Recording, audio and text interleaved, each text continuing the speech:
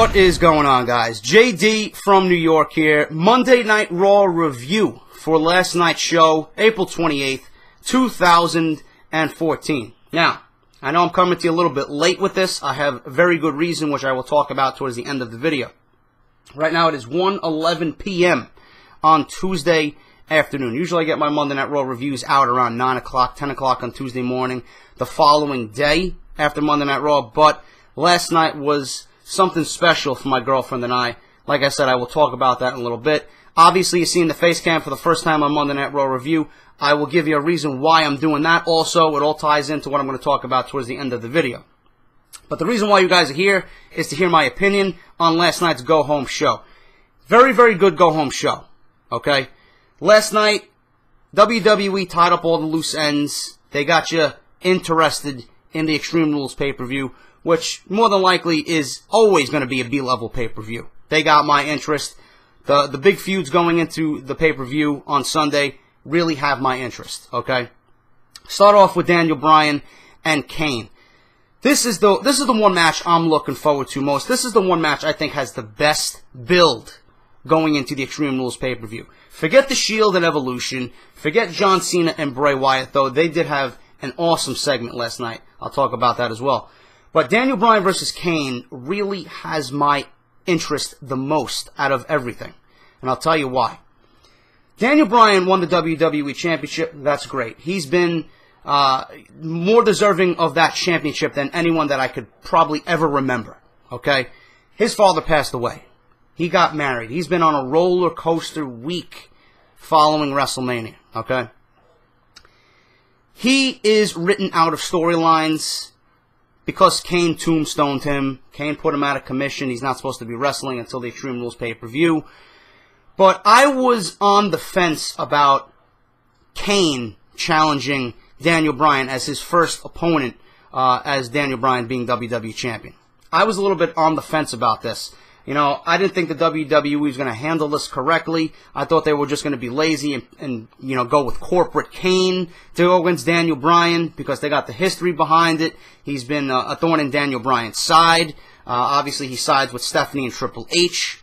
But once Kane put the mask back on, this entire feud pretty much just turned itself a new leaf, I should say. You know, this feud really has generated my interest now because we are seeing the Kane character that we all know and love back from the Attitude Era. This is Kane. This is what he does best. And if you want to know what I'm talking about, last night Daniel Bryan went underneath the ring to grab a wrench. He hit Kane with the wrench, supposedly knocking him out. And then the vision and the shot of the WWE camera with Kane just raising himself up and sitting up after Daniel Bryan leveled him with a wrench, that was the best part of the entire segment. This feud now has generated my interest simply because of a simple thing of Kane putting his mask back on. The sight of him coming underneath the ring, ripping the ring up, and trying to pull Brie Bella down into the depths of hell. This is the stuff we want to see from Kane.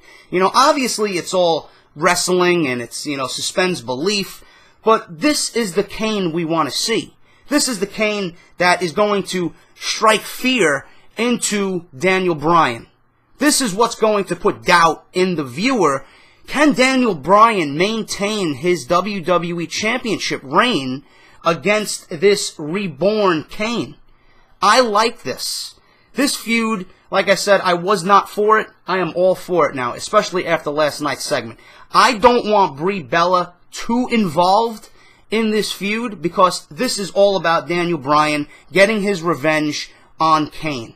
Okay, especially after the 3 tombstones that he delivered last week. This has got to be about Daniel Bryan versus Kane. I don't want Brie Bella too involved. She can be a nice little side piece for Daniel Bryan to get his revenge, let Kane put his hands on Brie Bella, whatever the case may be.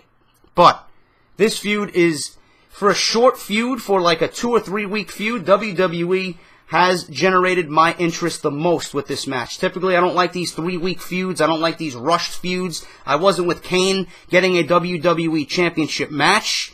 But at Extreme Rules, with the 3 weeks that they had to build for this match, it works. And Stephanie McMahon and Daniel Bryan also played their roles perfectly last night.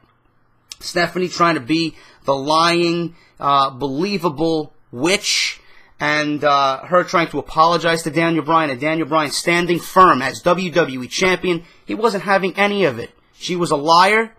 He stated that she is a liar, and he was standing firm on that. He didn't have any of her bullshit. And then obviously to try to get into his mind or try and get in his good graces, she offered Brie Bella a Divas Championship match against Paige. So obviously it was something that they were not going to turn down. Stephanie was trying to be nice and apologetic. Obviously that set up the attack from Kane, which was, again, beautifully done. This has generated my interest. I'm looking forward to this match most at Extreme Rules. And like I said, these 3-week feuds, I'm not for it, but this one is definitely working. Obviously, we know Daniel Bryan's going to come out on top at Extreme Rules and retain his WWE Championship. Moving forward, Bad News Barrett. He will be your new IC Champion. He defeated Rob Van Dam last night. The bar went crazy when he won. This Bad News Barrett gimmick is working. This is the last chance for Wade Barrett. I've been a huge advocate of Wade Barrett ever since the attack on John Cena when the whole Nexus destroyed the ringside area on Monday Night Raw when they debuted. Okay?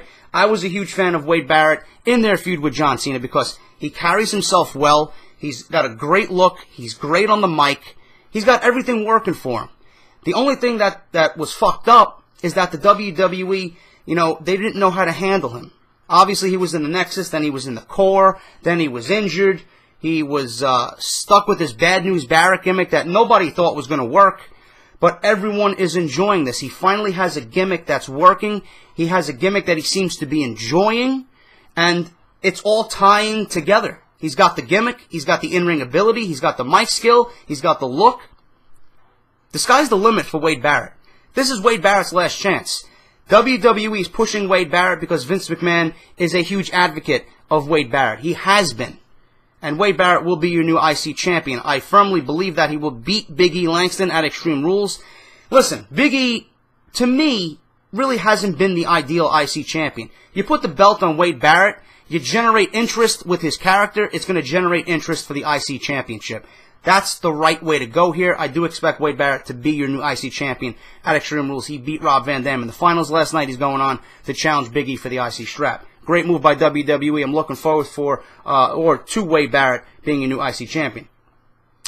Cesaro versus, we had Cesaro versus Jack Swagger last night, and this whole thing with Paul Heyman and Cesaro. Now, I don't know what's going on. It seems a little bit odd to me. You got Paul Heyman coming out here, just constantly throwing the fucking streak in our face. My advocate, Brock Lesnar, conquered the streak, 21-1, keeps talking about the streak. And then he's got the King of Swing, Cesaro, who I think the WWE is trying to make him face, but Paul Heyman's coming off as a heel, talking about Brock Lesnar beating The Undertaker and his beloved streak. So they got a heel Paul Heyman, and then they got a face Paul Heyman with Cesaro. I don't know how this is working. It seems a little bit odd to me. I don't even know if I'm wording it correctly, but it just seems a little bit off. I don't know where they're going with this. It seems to be working. I think the pairing of Cesaro and Heyman is going to work. I just don't see it working right now. It's a little bit too odd for me. And obviously, Cesaro interfered in the IC Championship final tournament match. They're setting up Cesaro, Swagger, and RVD. I don't know where that comes from, but obviously they're going to be fighting in a triple threat match, it seems like, at Extreme Rules. But I do like Cesaro. I just hope for Cesaro's sake this pairing with Paul Heyman works, because like right now, it's a little bit odd to me. It's a little bit odd. You really can't have Paul Heyman talking about Brock Lesnar anymore. It's all about Cesaro. He's got to focus his attention on getting Cesaro. I don't want Paul Heyman coming out constantly talking about the streak. I don't want him talking about Brock Lesnar. That is behind us. That happened at WrestleMania. Leave it in the past. The more he talks about that, the more he's going to come off as a heel. We don't want Cesaro as a heel. To me, he's a better face. People want to rally behind him, especially if he's fighting Jack Swagger. He needs to be the face in this feud because, Swagger's not going to get the job done. Okay? Cesaro needs to go over Swagger. Cesaro needs to be face. Paul Heyman's got to put away the Brock Lesnar, the streak thing. He's got to just leave that in the past. He's got to push forward with Cesaro and build him up as a credible face and people to get behind. They got to get behind Cesaro. So it looks a little bit odd to me right now. Hopefully it works out. I reported on Off the Script that this is a Vince McMahon thing. Cesaro and Paul Heyman came to Vince with this idea about them pairing. Vince liked it. He went with it. I just hope it works out. And then finally, guys, Bray Wyatt and John Cena. I was not a big fan of this feud. I was not a big fan of this feud going into WrestleMania. I wasn't a big fan of this feud going into Extreme Rules. I didn't even want to see this match happen again, but I knew it was, because Extreme Rules typically is always WrestleMania rematches with some kind of added stipulation to tie in with the Extreme Rules pay-per-view. I was not a big fan of this going into WrestleMania because I didn't think this match was a WrestleMania caliber match. I always reserved this match to be maybe a SummerSlam main event, okay? But I knew why the WWE was doing it. They want to get Bray Wyatt to that next level. When you're in the same ring with John Cena, when you're in the ring with John Cena at WrestleMania, obviously it's going to build instant credibility to Bray Wyatt no matter if he wins, no matter if he loses. Obviously he was on the receiving end of a loss at WrestleMania, which I didn't totally agree with. I thought if you're going to have these two go at it, you got to give Bray Wyatt the win at WrestleMania. It would give him instant credibility. John Cena got the win in a match I didn't really care for at WrestleMania. A lot of people liked it, but if you date back to the Royal Rumble, if you date back to the Elimination Chamber where Bray Wyatt went against Daniel Bryan, where Bray Wyatt and the Wyatt family went against The Shield, you take a look at those two matches, Bray Wyatt was unreal in both matches. Two matches that will probably be at the end of the year, matches of the year. Then you come to John Cena, the match is slow, the match is methodical, the match is boring.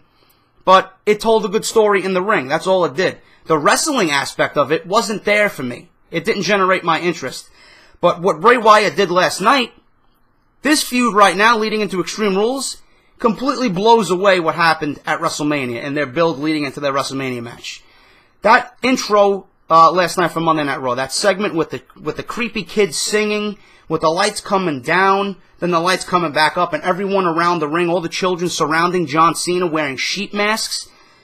When have you seen that, you know, from a character such as Bray Wyatt? You haven't seen anything that creepy since, like, The Undertaker's Ministry of Darkness. You don't see that kind of thing on WWE TV anymore. I've been saying it for weeks. Bray Wyatt commands your interest in everything he does. He makes you stop what you're doing, and he is must-see TV. Everything he's said on the mic is brilliant. Everything that he's done in the ring has been brilliant, besides the John Cena match at WrestleMania. To me, that's been his worst match. Hopefully they can rectify that at Extreme Rules inside the steel cage, which I'm not too thrilled about either. Steel cage matches have lost a lot of credibility over the years when you got so many different variations of them. You got the Elimination Chamber, you got Hell in a Cell, you got the traditional steel cage match. I'm not for it. I'm not a big fan of it anymore like I was back in the day. But Bray Wyatt is a winner. Bray Wyatt is going to be the future of this company. Bray Wyatt is the best heel in the WWE. There's nobody in tune with his character more than Bray Wyatt right now, and that translates on WWE TV back to the viewer. Every time you see him, you stop what you're doing and you watch, because that's the power he has right now. He commands he's pretty much commanding your attention. Unbelievable character. Bray Wyatt is in sync with his character right now. Nobody portrays his character better than Bray Wyatt at this moment. John Cena played an awesome role last night too. The fear and frustration on his face showed. I was a little bit skeptical starting the show off with John Cena. I even tweeted it out last night at the start of the show. Here we go, another John Cena Monday Night Raw to begin the show. I thought the promo was going to be cheesy, but it was a serious tone to John Cena, and when Bray Wyatt came out with the Wyatt family and the children and the singing and the masks, it was just one of those creepy moments that, like I said, you really haven't seen that on WWE TV anymore. And the frustration in John Cena's face, obviously, he's losing this battle mentally. That's what the WWE wants to portray. Bray Wyatt is winning this battle mentally. He's got inside John Cena's head, especially after last night. Now this needs to translate into the ring. Bray Wyatt, more than likely, going to come out on top at Extreme Rules, and I'm looking forward to it. You know, like I said, the feud right now with Bray Wyatt leading into Extreme Rules with John Cena, much, much better. It's much more focused. It's much more interesting than what happened at WrestleMania. I'm looking forward to it. Bray Wyatt should come out on top at Extreme Rules. And then obviously the Shield and Evolution. Ric Flair came out last night. I was a little bit let down with the whole thing with Ric Flair. he seemed drunk to me. I don't know what you guys think about Ric Flair, but my best friend Pete texted me. He's like, I think Ric Flair is slurring at the mouth. He looks drunk. And he did look drunk. I'm not going to lie to you. But he came out and he proclaims that he is an advocate for the Shield, you know, which was a little bit odd. And I don't know if this is going to be some kind of swerve, maybe for the Extreme Rules pay-per-view. Maybe Ric Flair turns on the Shield, sets them up for something, and then obviously Evolution wins in the end. I don't know what's going on with Ric Flair. It's a little bit odd. You know, a lot left on the table there, a lot left to be desired. I don't know. I don't know what the whole deal is with Ric Flair, but we'll see at Extreme Rules. But the match itself, Roman Reigns versus Randy Orton, I was excited for. Like I said, for weeks now, this is leading up to a Triple H versus Roman Reigns match at SummerSlam. That's where all the dirt sheets and the rumors are speculating. That's what I think is going to happen. This entire feud is to simply build up Roman Reigns as a singles guy. There's been rumors of maybe one of the Shield guys joining Evolution. What's going to happen here? That's the main question. What is going to happen? Because Batista is leaving. Batista is leaving Evolution at the moment to go off and promote his new movie, his new Marvel movie. So obviously there's going to be a gap in the Shield. There's going to be a void there. Will one of the Shield guys join Evolution to fill that void? You know, what happens there? But as far as the entire feud, I like it. It's different. It's something for the Shield to do. I like the Shield as faces. Evolution, I was never a big fan of Evolution, but seeing them in the ring together, obviously like Bray Wyatt, they command your attention. To see those three guys in the ring together, cohesively working as a unit, works. Obviously because of who they are. You got Randy Orton, Batista, and Triple H, three Hall of Famers. But I like this feud. I think Evolution does come out on top at Extreme Rules. We'll see how this all ties into getting Roman Reigns and Triple H to butt heads. Like I said, I don't know if the Shield or one of the guys is going to join Evolution. There may be some kind of swerve with Ric Flair in the end. I really don't know, but the ending really was nice with the Shield coming out on top and gaining some momentum to close the show, and Evolution backing away and you know, running away from the Shield in the end. It was pretty decent. I do think Evolution, like I said, will come out on top at Extreme Rules. But that is your Monday Night Raw review, guys. And I don't want to take too much of your time because I'm already at 17 minutes. And the advice I got last night should state, or I should say, the advice I got last night was to tone this down a little bit, to make it about 10 minutes to keep the viewer interest. And what I'm talking about is Justin LaBar. WrestleZone.com, like I said in the beginning, had this event at Public House on 41st Street, and I went there with my girlfriend. $25 all you can eat wings, unlimited beer, and the reason why I wanted to go is because I wanted to meet Justin LaBar. I wanted to talk wrestling with Justin because I'm a huge fan of his. He does Chair Shot Reality on WrestleZone.com. I watch that every week religiously because he's got a great mind for wrestling. The guys he works alongside, Josh Eisenberg and Brian Gulish, they all got a great mind for wrestling. I love their opinion. I love hearing what they have to say on the product nowadays. But I went there with the mindset of, you know what, I want to shake his hand, I want to take a picture with him, I want to chit-chat a little bit, get his opinion on certain things, and leave it at that. By the end of the night, Justin came out with my girlfriend and I. We went to my favorite bar in the city, Peculiar Pub. We went to the Red Lion, this little, I'd say it's a bar, it's like a dive bar, had live music playing. We were drinking all night. We were out till like 4 o'clock in the morning. He had to be up at 10 to go back to Pittsburgh, where he's from.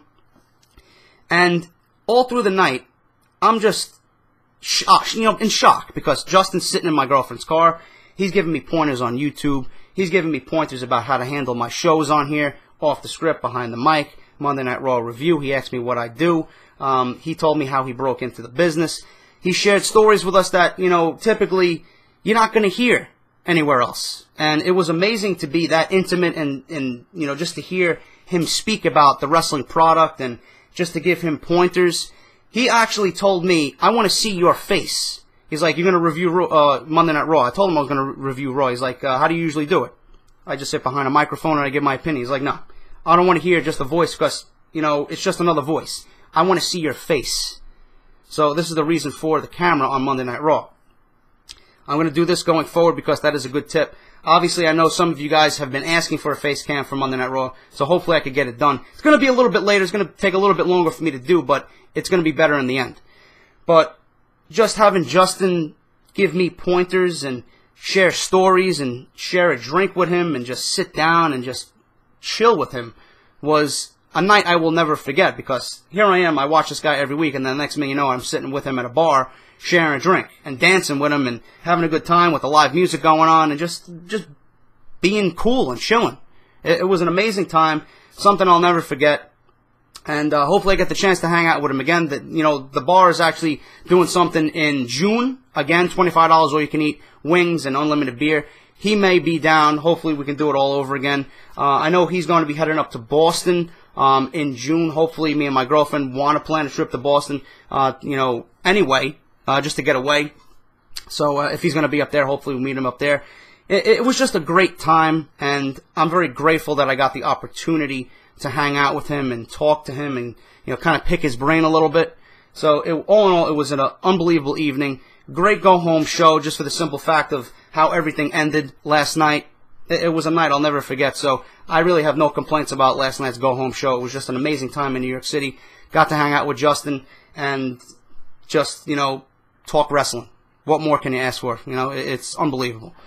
But that's your Monday Night Raw review, guys. I hope you enjoyed. I got to get some rest because I got about 4 hours of sleep. I'm still on this high. I don't believe what happened last night actually happened.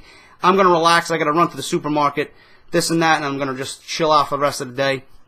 So if you enjoyed the review, let me know down below. Leave me your comments about the show last night. Who do you think is going to walk out of the Extreme Rules pay-per-view victorious? Let me know your predictions down below. Let me know what you thought about last night's show. If you missed Off the Script, link is down below in the description as well. I am JD, and like I said, I will see you guys on Saturday for Off the Script.